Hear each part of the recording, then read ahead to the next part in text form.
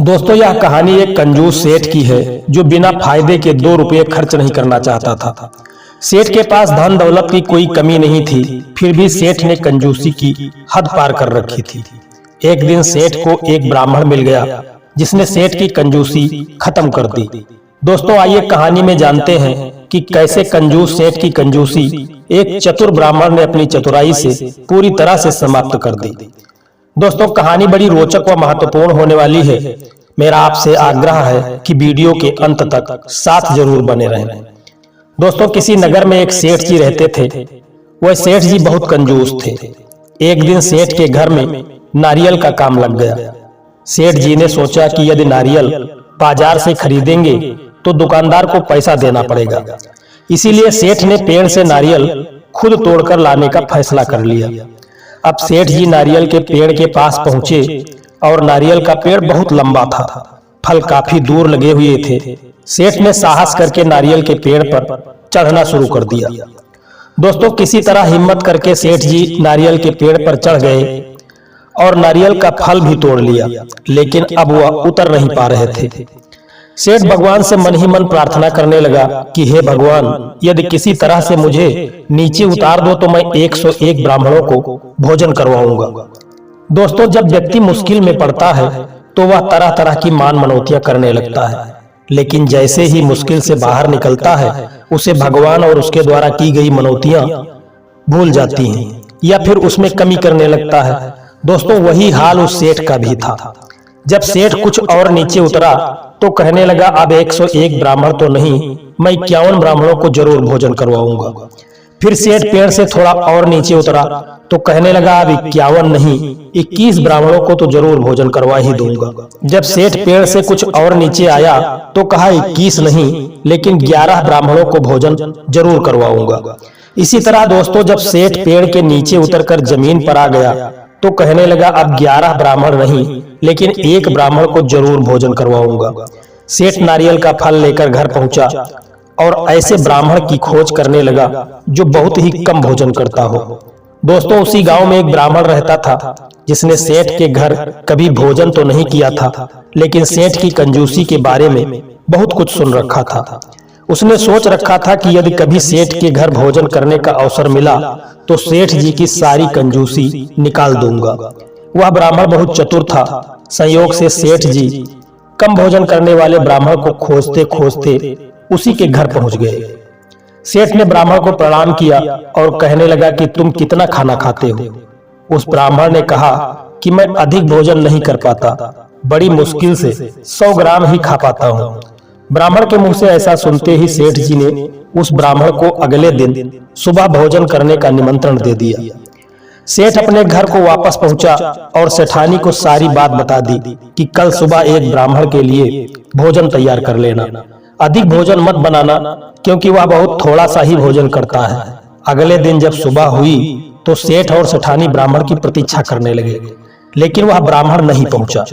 काफी देर हो चुकी थी, करीब 11 बज चुके थे। सेठ अपनी दुकान को जाने के लिए तैयार था, लेकिन ब्राह्मण का इंतजार कर रहा था। फिर सेठ ने सेठानी से कहा कि मैं अपनी दुकान जा रहा हूँ, तुम ब्राह्मण को भोजन करवाकर 11 रुपये दक्षिणा दे देना। इतना कहकर सेठ जी घर से चले गए। सेठ के घर से जाते ही वह ब्राह्मण आ गया। सेठानी ब्राह्मण के पैर धुलवाने के लिए पानी लेकर आई। सेठानी जब ब्राह्मण के पैर धोने लगी तो वह जोर जोर से रोने लगा। जब सेठानी ने ब्राह्मण से रोने का कारण पूछा तो वह ब्राह्मण कहने लगा कि मेरी सासू माँ जब मेरे पैर धुलवाती थी तो 11 असरफियां देती थी। सेठानी भावुक हृदय की थी। दोस्तों, वैसे ही औरतें भावुक हृदय की होती हैं, वे किसी को दुखी देखकर जल्दी दुखी हो जाती हैं। वही हाल उस सेठानी का भी हुआ। सेठानी ने कहा, कोई बात नहीं, दुखी मत हो, मैं तुम्हें 11 असरफियां दे रही हूँ। इतना कहते ही सेठानी ने 11 असरफियां उस ब्राह्मण को दे दी। पैर धुलने के बाद वह ब्राह्मण भोजन करने के लिए बैठा ही था कि जोर जोर से फिर रोने लगा। सेठानी ने जब उससे रोने का कारण पूछा तो वह ब्राह्मण कहने लगा, मेरी सासू माँ लक्ष्मी का रूप थी, वही रूप मुझे तुम में दिखाई पड़ता है। वह मुझे भोजन करवाने के बाद 51 असरफियां देती थी। सेठानी ने कहा, कोई बात नहीं है, आप भोजन करो, मैं तुम्हें 51 असरफियां दे दूंगी। ब्राह्मण भोजन करके उठा। सेठानी ने उसे 51 असरफियां दक्षिणा स्वरूप दे दी। ब्राह्मण अपने घर चला गया। उधर सेठ जी जब शाम को अपने घर वापस आए तो सेठानी ने सारा हाल बताया। सेठ ने जैसे ही सुना उसने डंडा उठाया और ब्राह्मण के घर की तरफ चल पड़ा। सेठ जब ब्राह्मण के घर पहुंचा और आवाज लगाई तो वह ब्राह्मण सब समझ गया था कि सेठ यहाँ क्यों आया है। दोस्तों, ब्राह्मणी ने ब्राह्मण के ऊपर सफेद चादर डाल दी, बाहर दरवाजे की कुंडी खोलकर जोर जोर से रोने बैठ गई। सेठ घर के अंदर पहुंचा और सारा हाल पूछा कि तुम क्यों रो रही हो। ब्राह्मण की पत्नी ने कहा कि यह किसी सेठ के यहाँ कल निमंत्रण खाने गए थे, पता नहीं उन्होंने इन्हें क्या खिला दिया कि इनके प्राण ही निकल गए। अब तो मेरे पास एक भी पैसा नहीं है कि मैं इनका कर्मकांड करवा सकूं। सेठ यह सब सुनकर डर गया कि कहीं वह मुसीबत में न पड़ जाए और वह सोचने लगा कि कहीं ऐसा न हो कि मैं भी बड़ी मुसीबत में पड़ जाऊं। सेठ ने फौरन अपनी जेब में हाथ डाला और जितना पैसा उसकी जेब में था सब निकालकर ब्राह्मण की पत्नी को दे दिया। सेठ मन ही मन सोचते हुए अपने घर वापस जा रहा था कि कहाँ मैं अपने पैसे मांगने आया था, वो तो मुझे वापस मिले नहीं, उल्टे जो मेरे पास थे उन्हें देना पड़ गया। यदि मैं अपने वचन पर अटल रहता और 101 ब्राह्मणों को भोजन करवा देता और कम खाने वाले ब्राह्मण को नहीं ढूंढता तो शायद इतना नुकसान नहीं होता।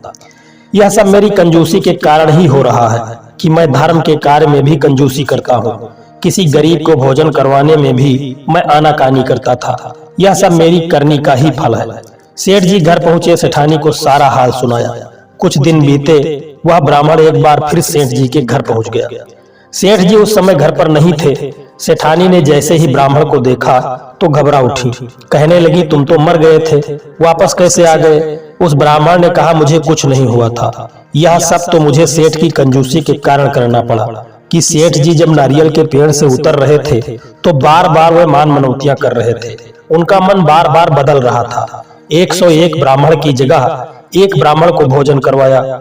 भगवान ने पता नहीं मेरे मन में क्या डाल दिया कि मुझे यह सब करना पड़ा। 101 ब्राह्मणों को जितना खिलाने में खर्च आता उससे ज्यादा तो मैं ले चुका।